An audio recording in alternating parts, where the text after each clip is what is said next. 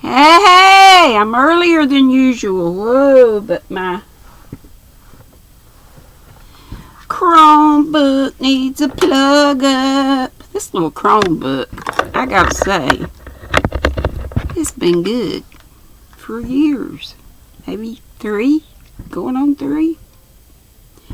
Okay, I'm gonna go back to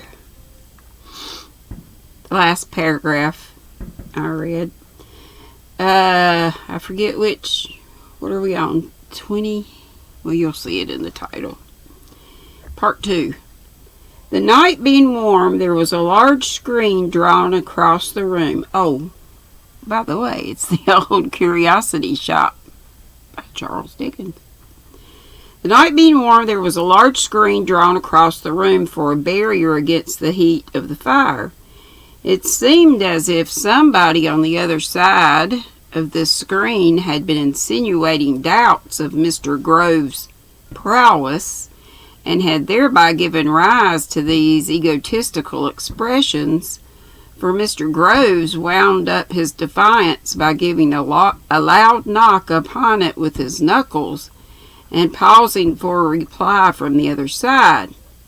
"There ain't many men," said Mr. Groves, no answer being returned, "who would venture to cross Jim Groves under his own roof. There's only one man I know that has nerve enough for that, and that man's not 100 miles from here neither. But he's worth a dozen men, and I'll let him say of me whatever he likes in consequence. He knows that." Turn my lights on. Oh, well.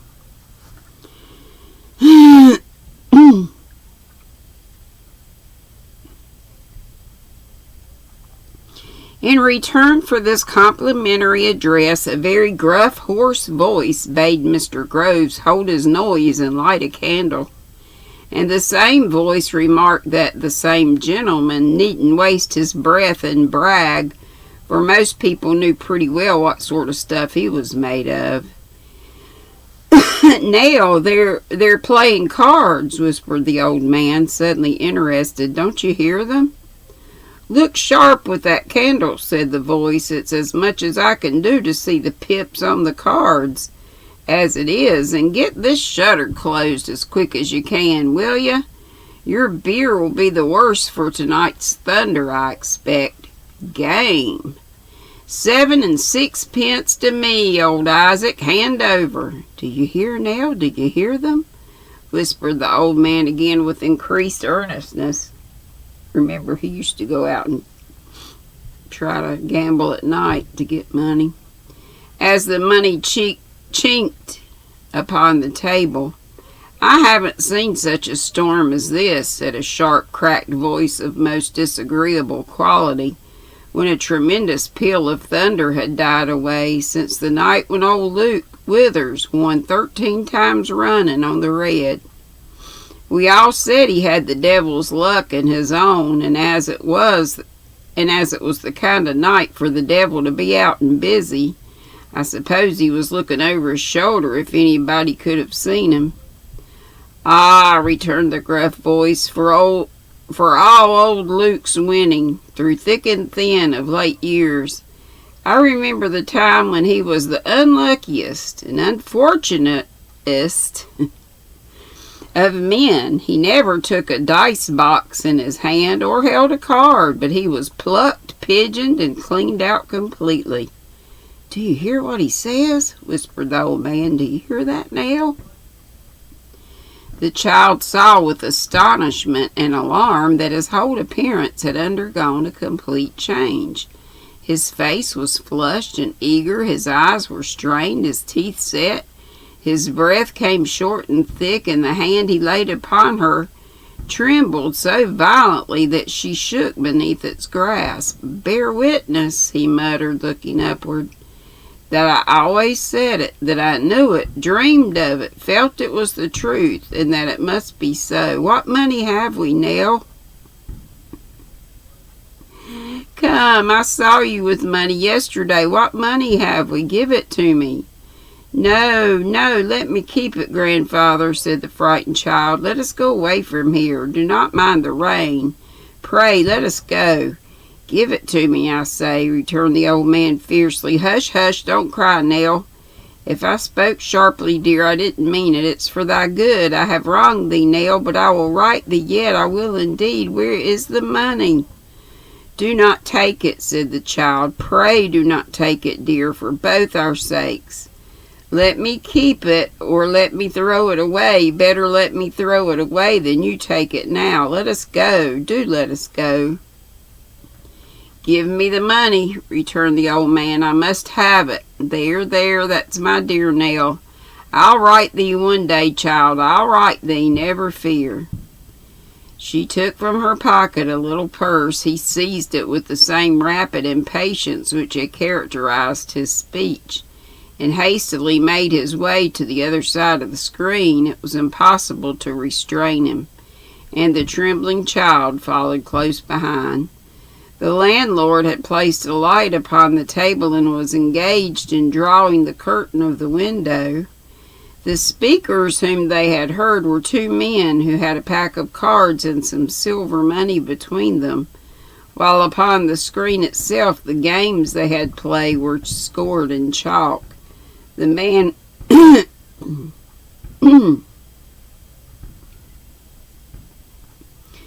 The man with the rough voice was a burly fellow of middle age, with large black whiskers, broad cheeks, a coarse, wide mouth, and bull neck, which was pretty freely displayed, as his shirt collar was only confined by a loose red neckerchief. He wore his hat, which was of a brownish white, and had beside him a thick knotted stick. The other man, whom his companion had called Isaac, was of a more slender figure, stooping and high in the shoulders, and a very ill-favored face, and a most sinister and villainous squint. Now, old gentleman, said Isaac, looking round, do you know either of us? This side of the screen is private, sir. No offence, I hope, returned the old man, but by God, sir, there is offence, said the other, interrupting him, when you intrude yourselves upon a couple of gentlemen who are particularly engaged. I had no intention to offend, said the old man, looking anxiously at the cards. I thought that... But you had no right to think, sir, retorted the other. What the devil has a man at your time of life to do with thinking? Now, bully boy, said the stout man, raising his eyes from his card for the first time, can't you let him speak? The landlord, who had apparently resolved to remain neutral until he knew which side of the question the stout man would espouse, chimed in at this place with, to be sure, can't you let him speak, Isaac List? Can I let him speak? Sneered Isaac in reply, mimicking as nearly as he could in his shrill voice the tones of the landlord. Yes, I can let him speak, Jimmy Groves. Well, then do it, will you? Said the landlord. Oh, these feet, these...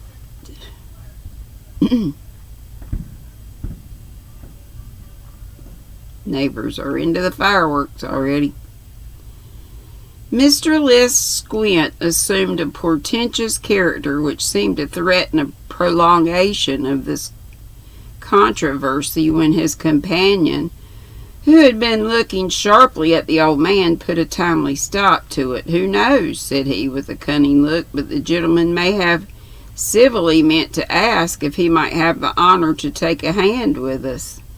I did mean it, cried the old man. That is what I mean. That is what I want now. I thought so, returned the same man.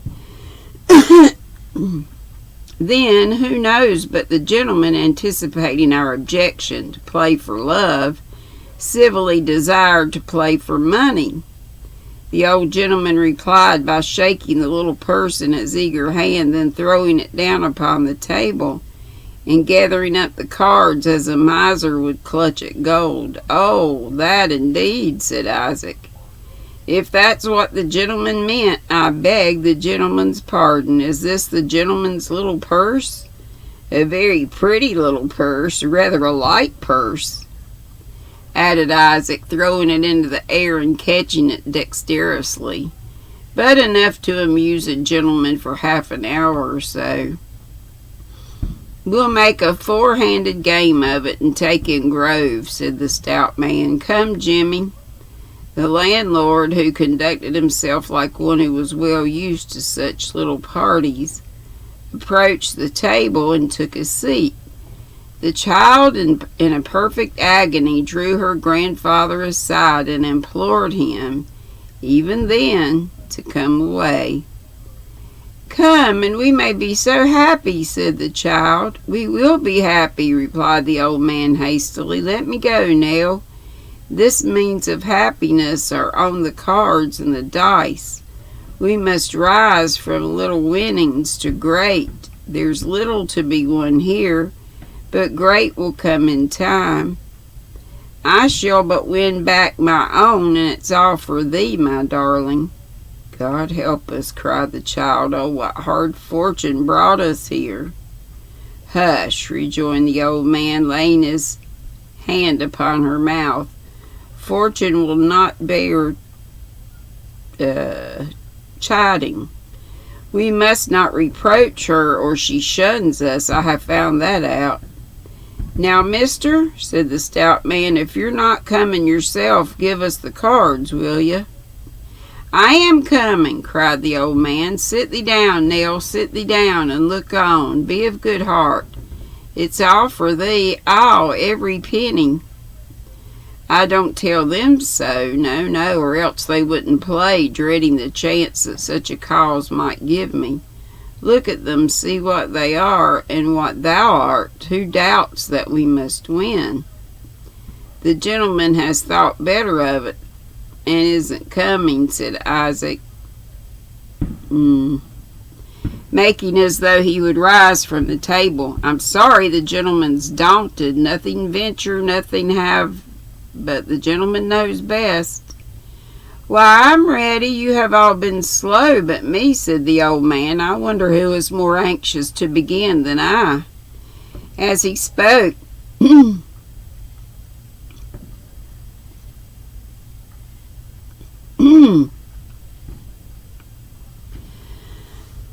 one of those times when I can't get a swallow down. As he spoke, he drew a chair to the table, the other three closing round it at the same time. The game commenced. The child sat by and watched its progress with a troubled mind, regardless of the run of luck and mindful only of the desperate passion which had its hold upon her grandfather. Losses and gains were to her alike, exulting in some brief triumph or cast down by defeat. There he sat, so wild and restless, so feverishly and intensely anxious, so terribly eager, so ravenous for the paltry stakes that she could have almost better borne to see him dead, and yet she was the innocent cause of all this torture, and he gambling with such savage thirst for gain as the most insatiable gambler never felt, had not one selfish thought. On the contrary, the other three, knaves and gamesters by their trade, while intent upon their game, were yet as cool and quiet as if every virtue had been centered in their breasts. Oh, dear sweet Jesus.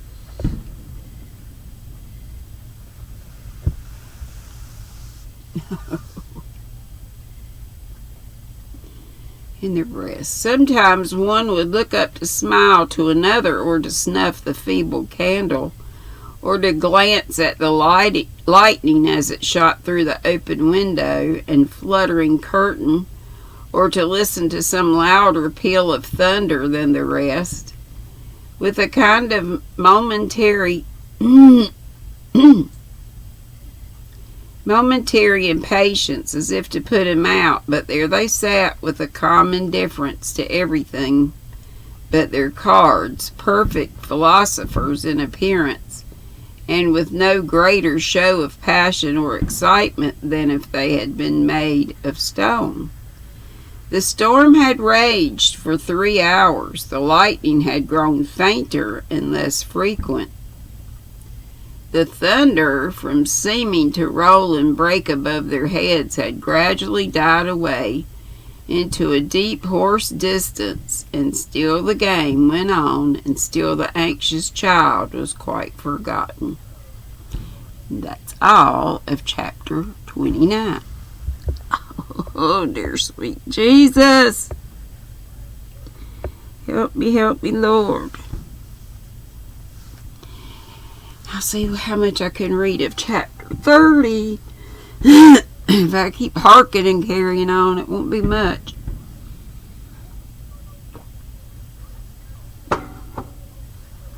It's out too much breathing in that pollen this morning, I reckon.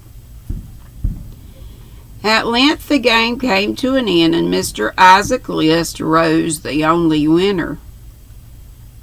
Matt and the landlord bore their losses with professional fortitude. Isaac pocketed his gains with the air of a man who'd quite made up his mind to win all along, and was neither surprised nor pleased. Nell's little purse was exhausted, but although it lay empty by his side, and the other players had now risen from the table, the old man sat poring over the cards, dealing them as if they had been dealt before, and turning up the different hands to see what each man would have held if they'd still been playing. He was quite absorbed in this occupation when the child drew near and laid her hand upon his shoulder, telling him it was near midnight. "See the curse of poverty, Nell," he said, pointing to the packs he had spread out upon the table. "If I could have gone on a little longer, only a little longer, the luck would have turned on my side. Yes, it's as plain as the marks upon these cards. Oh. See here, and there, and here again." "Put them away," urged the child. "Try to forget them." "Try to forget them," he rejoined, raising his haggard face to hers, and regarded her with an incredulous stare. "To forget them?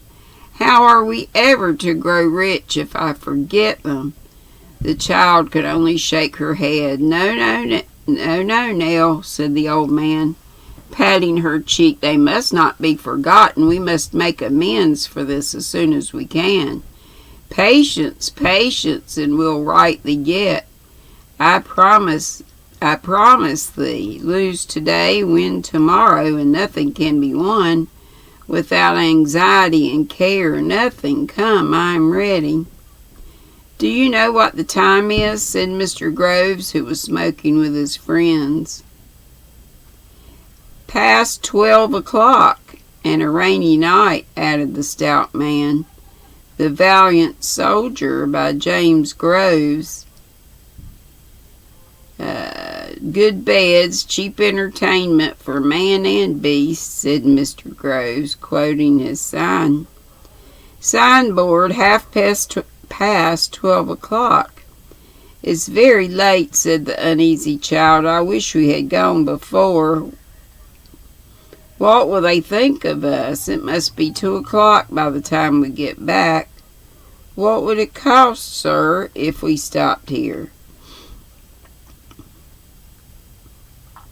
"2 good beds, 1 and 6pence, supper and beer 1 shilling.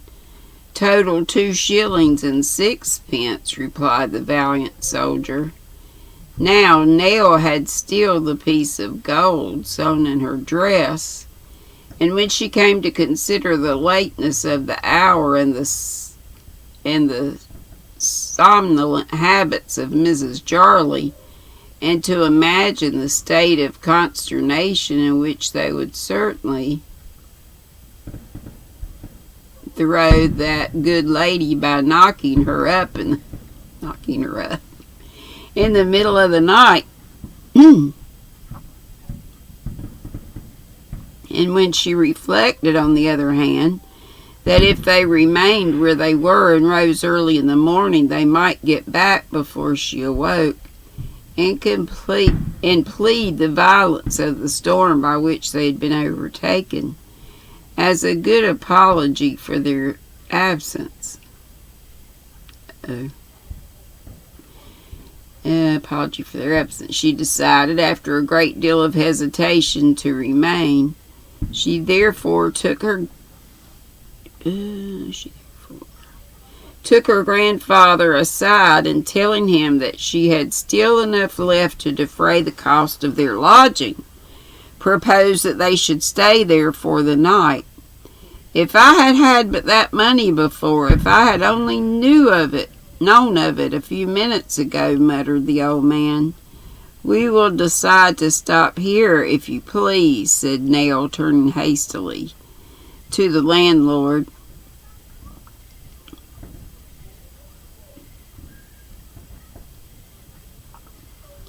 "I think that's prudent," returned Mr. Groves. "You shall have your suppers directly." Accordingly, when Mr. Groves had smoked his pipe out, knocked out the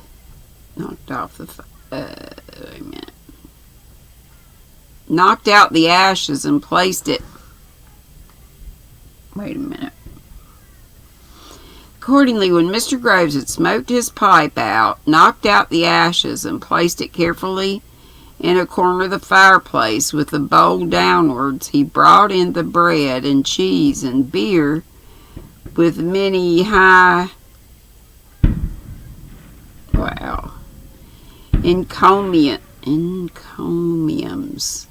encomiums. What the heck is that?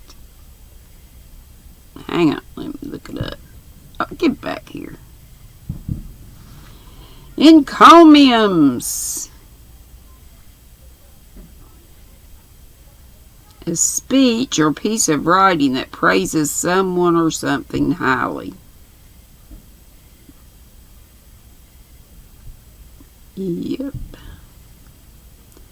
Okay, upon their excellence, and bade his guests fall to and make themselves at home.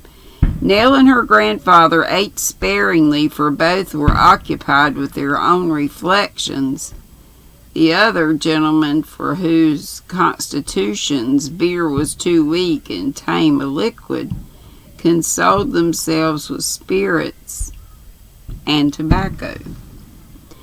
As they would leave the house very early in the morning, the child was anxious to pay for their entertainment before they retired to bed, but as she felt the necessity of concealing her little hoard from her grandfather, and had to change the piece of gold, she took it secretly from its place of concealment and embraced an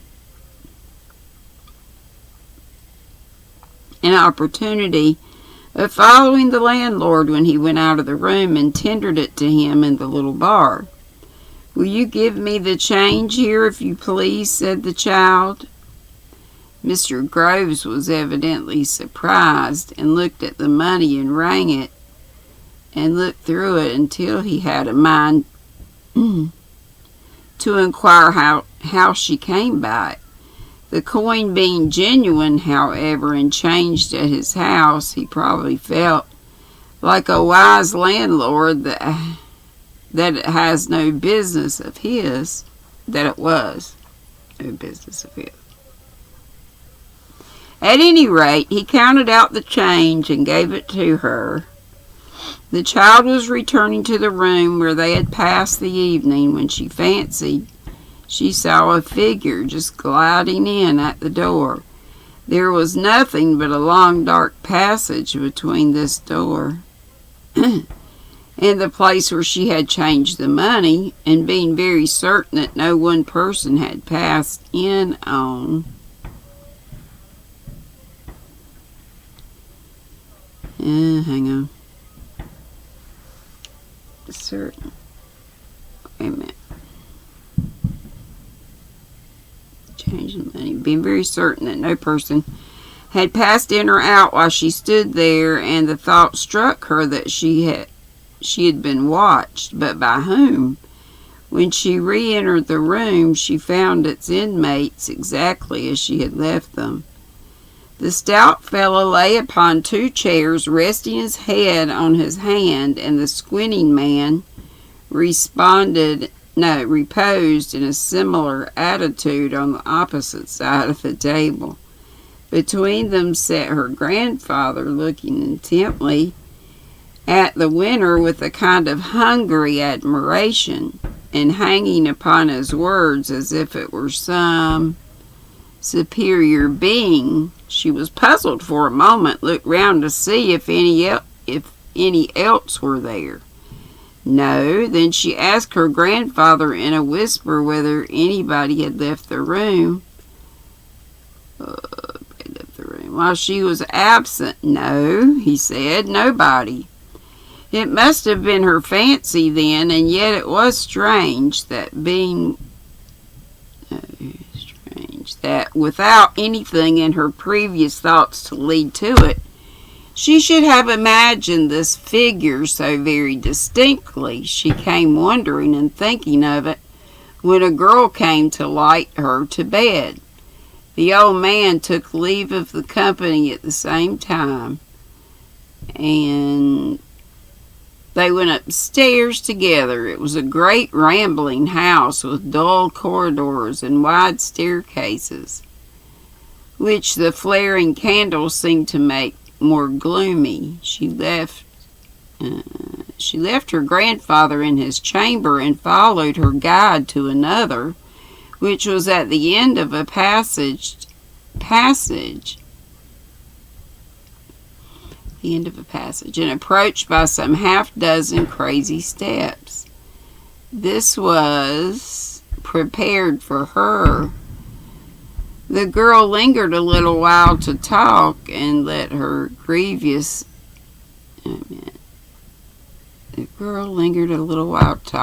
tell her grievances. She had not a good place, she said. The wages were low and the work was hard. She was going to leave it in a fortnight. The child couldn't recommend her to another, she supposed.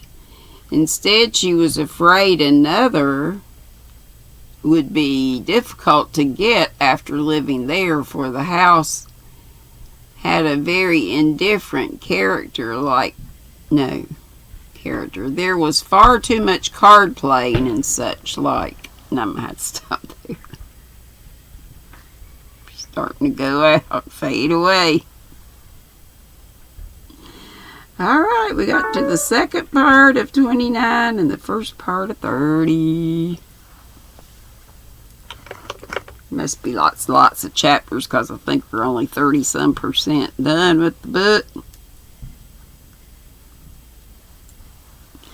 Love y'all. Be sweet, don't be ugly. See you Wednesday and elsewhere in the YT streets. Bye-bye.